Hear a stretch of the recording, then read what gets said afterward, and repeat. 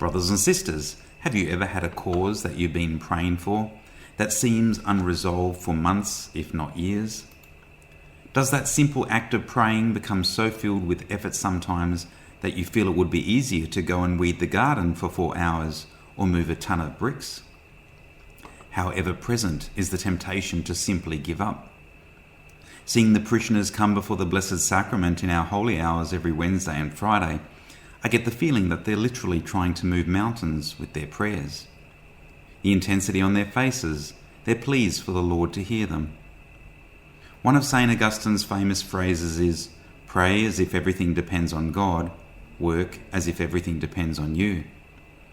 If we reflect carefully on the first reading, we'll see clearly this interaction between prayer and work. Moses, in the first instance, instructs Joshua to go out and make ready for war. This is the work bit, the bit that human beings do in order to effect a desired outcome in accordance with God's will.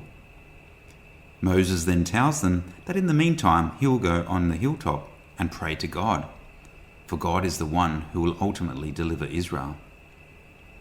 The staff of God in Moses' hand is a demonstration that it is God's power that will win the battle, but not without the participation of Joshua and his men.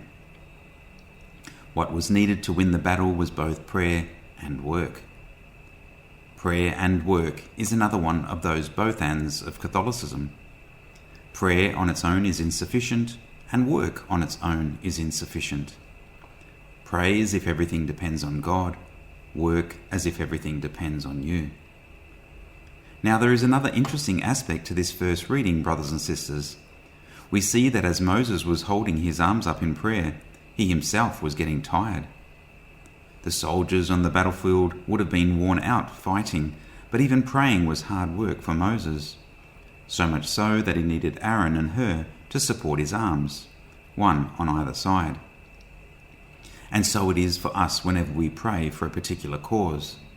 We'll find it exhausting, and so it is essential that we gain the support of others around us to help us in the prayer and to give us the strength to continue to pray as the battle rolls on. Ultimately, we see in the first reading that it was the uninterrupted prayer that ultimately gave Joshua and his men the upper hand to cut down Amalek and win the war. Let me say it again. It was the uninterrupted prayer that ultimately gave Joshua and his men the upper hand to cut down Amalek and win the war. Please don't ever stop praying, lest the enemy, Satan, get the upper hand and wipe out all your good work. Imagine having prayed for the healing of a marriage for years, only to stop and give up just before that moment of healing was about to happen.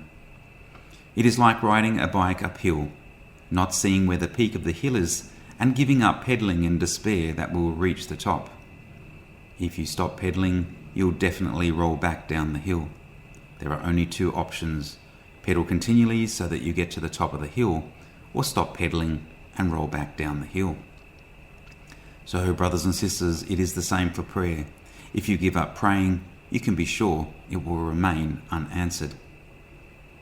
In the Gospel today, Jesus gives us a parable about praying so that we might be reminded about the need to never stop praying.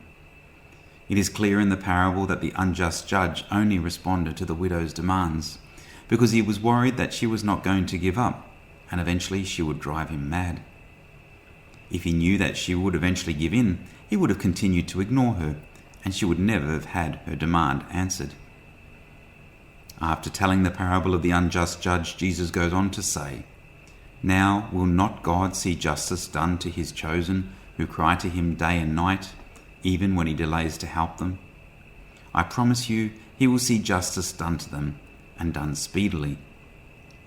So there we have it, a guarantee by Jesus that our prayers for justice will be answered. But there is an important point to note, and that is the issue of the delay. We shouldn't get excited about God's version of done speedily. For us, speedily means today, but to God, a day is like 1,000 years, and 1,000 years like a day. So it may take months or years for your prayers to be answered, which is only milliseconds, let's say, in God's time. But the prayer will be answered as long as we persevere. Brothers and sisters, I myself have had several intentions which took years to be answered, but answered they ultimately were.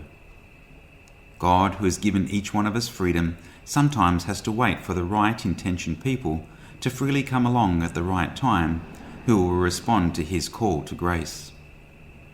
We, for our part, must just keep praying as if everything depends on God, and working, which of course, as I've explained, also includes the hard work of praying, as if everything depends on us.